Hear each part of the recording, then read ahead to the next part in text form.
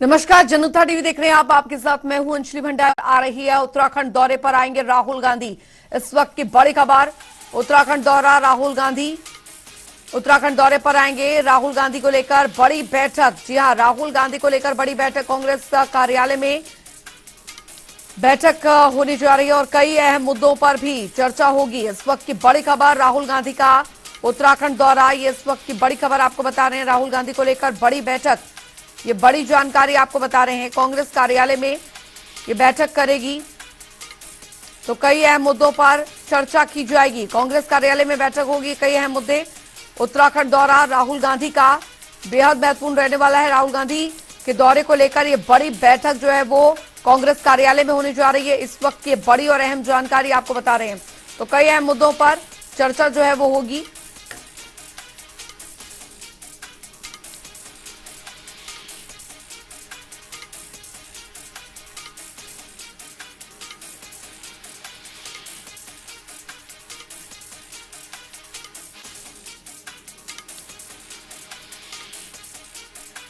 तो उत्तराखंड दौरे पर आएंगे राहुल गांधी। राहुल गांधी को लेकर बड़ी बैठक है, इस वक्त की बड़ी खबर आपको बता रहे हैं।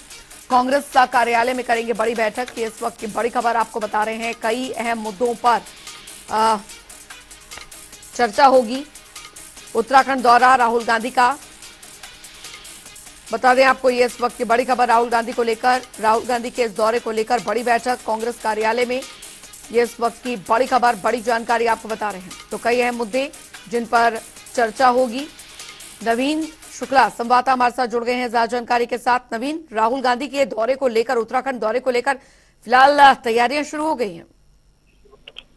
जी अंजलि, निश्चित तौर पर अगर देखा जाए तो राहुल गांधी के दौरे को लेकर तमाम सारी तैयारियां की जा रही हैं। इसके साथ ही आज कांग्रेस मुख्यालय में एक बैठक का आयोजन किया गया है, जिसमें कार्यक्रमों की रूपरेखा तय की जाएगी। किस तरीके से जो कार्यक्रम बनाए गए हैं उत्तराखंड के दौरे को लेकर राहुल गांधी को, तो इन सब विषयों पर चर्चा होगी। आज प्रदेश कार्यालय में लगभग करीब 12 बजे यह बैठक का आयोजन किया जाएगा। उसमें तमाम सारी रूपरेखा को तय किया जाएगा और तमाम सारे नेताओं को यह अहम जिम्मेदारी भी सौंपी गई है कि कार्यक्रम को किस रूप से बृहद बनाया जाए राहुल गांधी के दौरे को लेकर। तो अब से करीब 12 बजे बैठक होगी और तमाम सारे विषयों पर चर्चा होगी कि किस तरीके से उत्तराखंड के तमाम सारे जिलों में जो कार्यक्रम है उसको सफल बनाने के लिए बैठक की जाएगी। और राहुल गांधी को लेकर, दौरे को लेकर पदाधिकारियों को तमाम सारी जिम्मेदारी भी सौंपी गई है। नवीन, हालांकि क्योंकि चुनाव काफी नजदीक है, चुनावी साल भी काफी नजदीक है, ऐसे में अगर कांग्रेस की बात यहाँ पर की जाए और उत्तराखंड के संदर्भ में कांग्रेस की बात की जाए, कितनी मजबूती यहाँ पर देखने को मिल रही है और राहुल गांधी का दौरा इस लिहाज से कितना महत्वपूर्ण समझा जाए?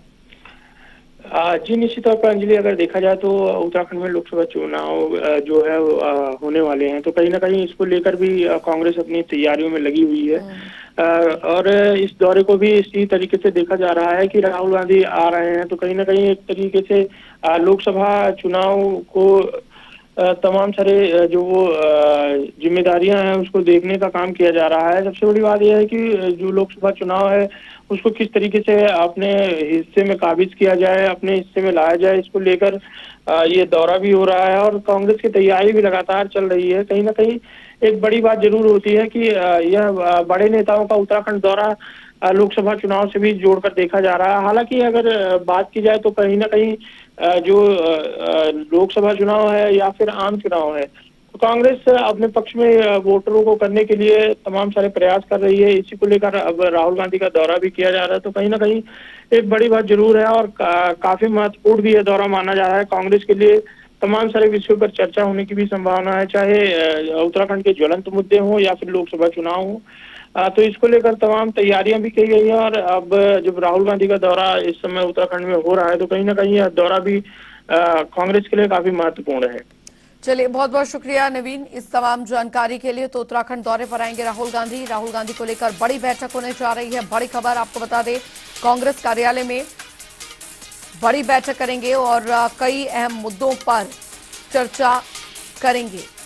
तो उत्तराखंड दौरा राहुल गांधी का बेहद महत्वपूर्ण। आगे बढ़ेंगे, एक और बड़ी खबर की ओर रुख करेंगे। चमोली से आ रही है बड़ी खबर। गोपेश्वर पोखरी मोटर मार्ग पर टूटा पहाड़, इस वक्त की बड़ी खबर आपको बता दें। सड़क मार्ग यातायात के लिए बाधित हो गया है। और बता दें कि लोनीवी मौके पर पहुंचकर मार्ग साफ करने में जुटा है। सड़क मार्ग को साफ करने में दिक्कतें भी आ रही हैं, ये इस वक्त की बड़ी खबर आपको बता रहे हैं। तो बड़ी जानकारी, गोपेश्वर पोखरी मोटर मार्ग पर पहाड़ टूटा है, जिसकी वजह से यातायात अवरुद्ध हो गया है, यातायात सड़क मार्ग बाधित हो गया है। इस वक्त की बड़ी खबर आपको बता रहे हैं, बड़ी जानकारी आपको दे रहे हैं। सड़क मार्ग को फिलहाल साफ करने के लिए यहां पर कोशिश की जा रही है। गोपेश्वर पोखरी मोटर मार्ग पर यह पहाड़ टूटा है, तस्वीरें हम आपको दिखा रहे हैं।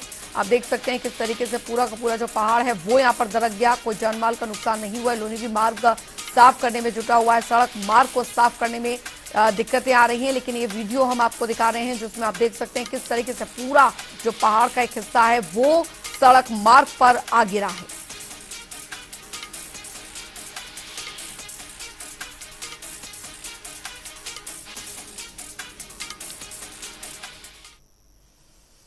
और चलिए अब रुक करेंगे 2 मिनट में 10 बड़ी खबरों की ओर फटाफट अंदाज में।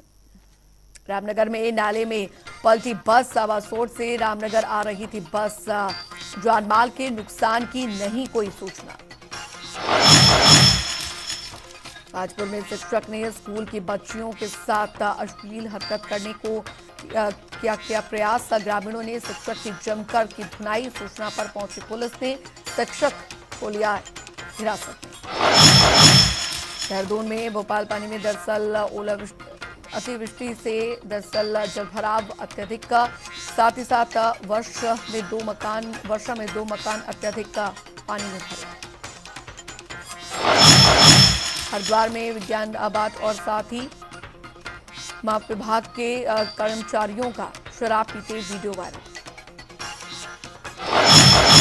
हरिद्वार में क्षेत्र में जंगली हाथी आने से हड़कंप मच गया है। वीडियो वायरल निगमी सड़क पर हाथी को देखकर लोगों के होश उड़ गए। रामनगर में अस्तन कंपनी के बाहर गुस्साई महिलाओं ने किया प्रदर्शन। हरिद्वार में गंगा का जलस्तर चेतावनी दे रहा। रुद्रपुर में पुलिस को मिली सफलता। पुलिस ने चोरी की 10 बाइक के साथ 3 लोगों को किया गिरफ्तार। देहरादून के भोपाल पानी ग्रांट में जलभराव, एसडीआरएफ की टीम मौके पर पहुंची। टिहरी में देर रात फटा बादल फटने से 2 बच्चों की मौत। घर के अंदर सो रहे थे दोनों बच्चे।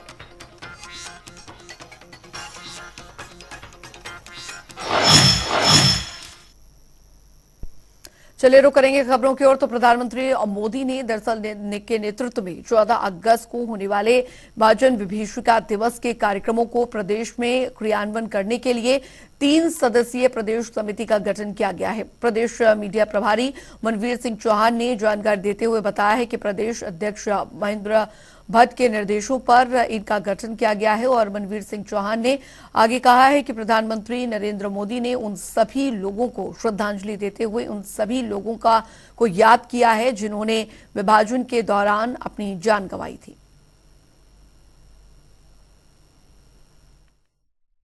आदरणीय प्रधानमंत्री नरेंद्र भाई मोदी जी के नेतृत्व में जब से केंद्र में भारतीय जनता पार्टी की सरकार आई है और जब हमारे दुर्भाग्यपूर्ण हमारे देश का जब बंटवारा हुआ, उस बंटवारे के बाद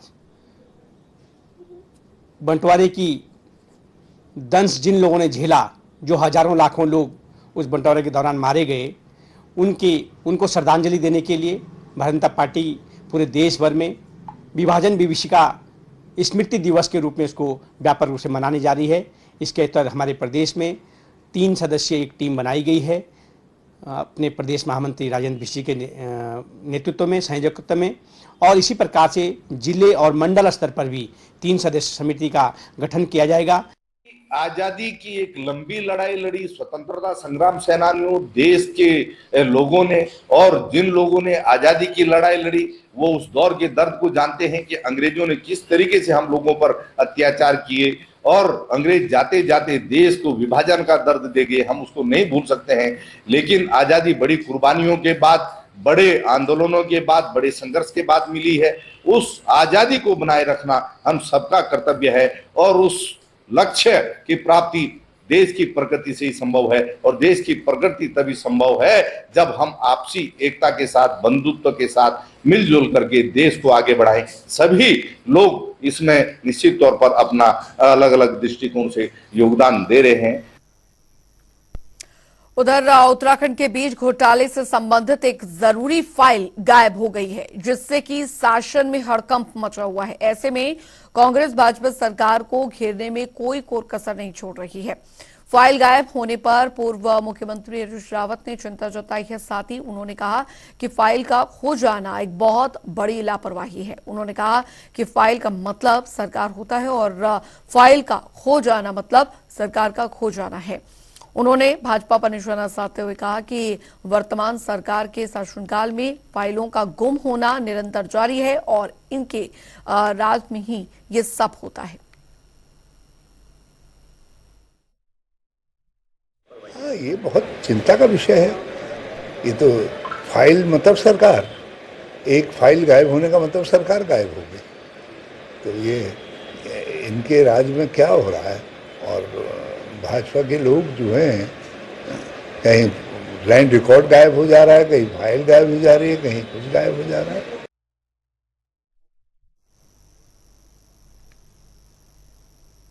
उधर कांग्रेस प्रदेश अध्यक्ष करण माहरा और साथ ही युवा नेता मनीष खंडूरी की ओर से अंकिता भंडारी हत्याकांड गढ़वाल के नेताओं के ऊपर दिए गए बयान को लेकर अब हरिद्वार से लोकसभा सांसद डॉक्टर रमेश पोखरियाल निशंक ने जुबानी हमला बोला है।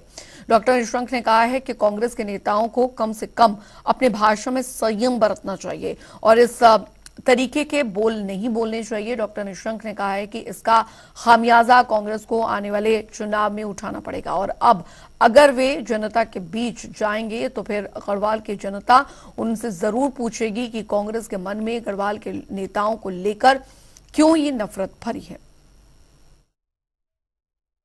देखिए, कांग्रेस को मेरा बहुत विनम्र अनुरोध है, कांग्रेसी ने उन सभी नेताओं से, हम लोग भी 40 वर्ष से हमारा सार्वजनिक जीवन रहा है, हमने व्यक्तिगत कभी किसी पर आक्षेप नहीं लगाया। ये व्यक्तिगत चरित्र हनन की राजनीति और घटिया किस्म की और केवल लोकप्रियता प्राप्त करने वाली, इसके कारण आज राजनीति का स्तर गिरा है।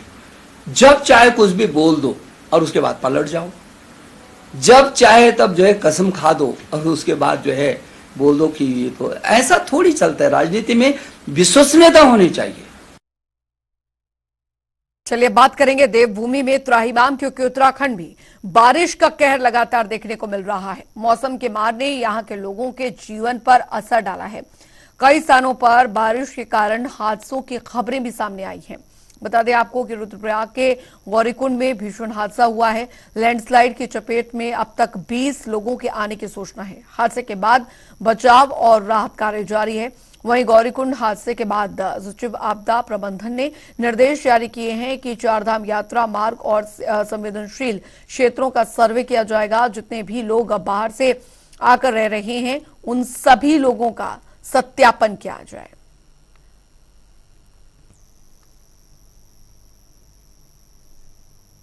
तो भारी बारिश का असर आप देख सकते हैं किस तरीके से मार्गों पर पड़ा है। यातायात और खास करके चारधाम यात्रा जो जारी है उस पर भी इसका असर काफी पड़ा है।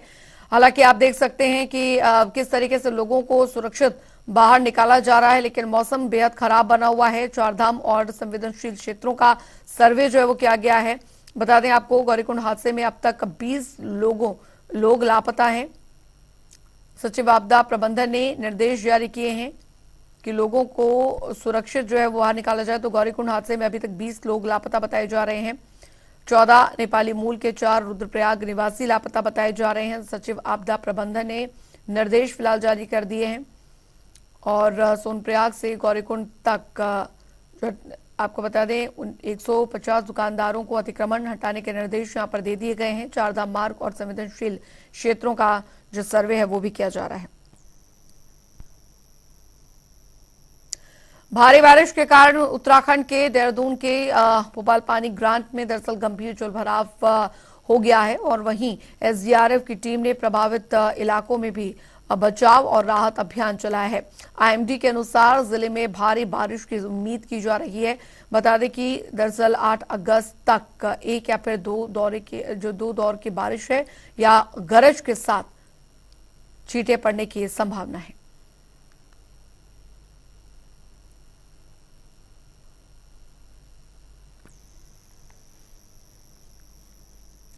तो प्रदेश भर में आजादी के अमृत महोत्सव की तैयारियां की जा रही हैं। इसी कड़ी में देहरादून में स्थानीय कार्यक्रमों और साथ ही स्थानीय वीरों के आंगन से मिट्टी को दिल्ली के कर्तव्य पथ तक पहुंचाने को लेकर कैबिनेट मंत्री धन सिंह रावत ने अधिकारियों के साथ बैठक की और अभियान को सफल बनाने के लिए कैबिनेट मंत्री ने अधिकारियों को जरूरी निर्देश दिए। साथ ही उन्होंने बताया कि इस अभियान के तहत स्थानीय वीरों के आवासों पर उनके नाम की जो हिंदी भाषा में सुलभ पट्टिकाएं लगाई जाएंगी।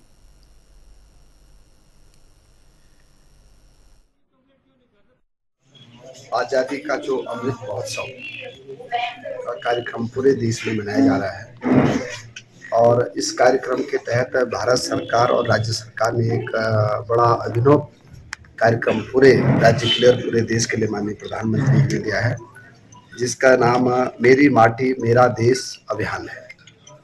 और ये अभियान जो है हमारा 9 अगस्त से और 15 अगस्त तक चलने वाला है। इसमें जो हमारे पौड़ी जिले के 1174 ग्राम पंचायतें हैं और जितने हमारे नगर निगम है, नगर पालिका है, नगर पंचायतें हैं, यहाँ हर जगह कार्यक्रम होंगे। प्रत्येक शहीद के घर से जो है मिट्टी लाई जाएगी और ब्लॉक में इकट्ठा करने के बाद फिर ये जिले में आएगी और 15 ब्लॉकों से एक प्रतिनिधि वो दिल्ली कर्तव्य पथ पे इसको ले जाएंगे। उधर आपको बता दें कि 2024 लोकसभा चुनावों की तैयारियां जोर शोर से चल रही हैं और ऐसे में अब हल्द्वानी विधायक सुमित्रा हृदयेश ने कहा है कि लोकसभा चुनाव से ठीक पहले लोगों के बीच नफरत की आग फैलाकर तुष्टीकरण की राजनीति करना भाजपा का एजेंडा है। इसीलिए जगह जगह पर आंतरिक झगड़े और करवाकर गृह युद्ध जैसे हालात पैदा किए जा रहे हैं। उन्होंने कहा कि राहुल गांधी ही हैं जिन्होंने आपसी भाईचारे और शांति का पैगाम देने का काम किया है, इसलिए पूरी भाजपा उन्हें षड्यंत्र का शिकार बनाने के लिए जुटी हुई है। हिंसा तो भारतीय जनता पार्टी के डीएनए में हिंसा फैलाना, आपसी भाईचारे को समाप्त करना, इस देश की एकाग्रता को समाप्त करना इनका लक्ष्य लगता है मुझे। और देश में गृह युद्ध जैसे हालात हो जाएं, ऐसा मेरे को लगता है भारतीय जनता पार्टी की नीति रीति है। तो अपने चुनाव जीतने के चक्कर में और ये नफरत फैलाने के चक्कर में आग इन्होंने जो लगाई है उसको बुझाना ये नहीं जानते। अवश्य ये जो नफरत की दुकान है, इसमें जो नफरत का बाजार है, इसमें मोहब्बत की दुकान अवश्य राहुल गांधी जी ने खोली है और हम सब उनके साथ हैं। रुक करेंगे, इस बीच आ रही है एक बड़ी खबर की और बड़ी जानकारी आ रही है, वो आपको बता दें। बड़ी खबर, बड़ी जानकारी ज्ञान व्यापी परिसर में एसआई सर्वे से जुड़ी आ रही बड़ी खबर आपको बता दें। एसआई सर्वे को लेकर समय में तब्दीली की गई है। सावन के सोमवार को देखते हुए समय में ये तब्दीली की गई है। 10 बजे एसआई सर्वे कमीशन की कार्रवाई होगी शुरू। इस वक्त की बड़ी खबर, बड़ी जानकारी आपको दे रहे हैं। तो भारी संख्या में श्रद्धालुओं की जो भीड़ है वो यहाँ पर पहुंचती है। सावन का सोमवार ज्ञान व्यापी परिसर में एसआई सर्वे को लेकर बड़ी खबर।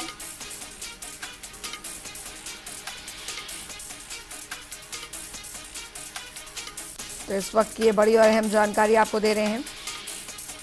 तो भारी संख्या में भक्त पहुंचेंगे बाबा के दरबार और इसको लेकर जो व्यवस्थाएं हैं वो यहां पर पूर्ण की गई है। तो बड़ी खबर ज्ञान व्यापी परिसर में एसआई सर्वे से जुड़ी आ रही है। बड़ी जानकारी आपको दे रहे हैं। एसआई सर्वे को लेकर समय में तब्दीली की गई है और सावन के सोमवार को देखते हुए समय में ये तब्दीली की गई है।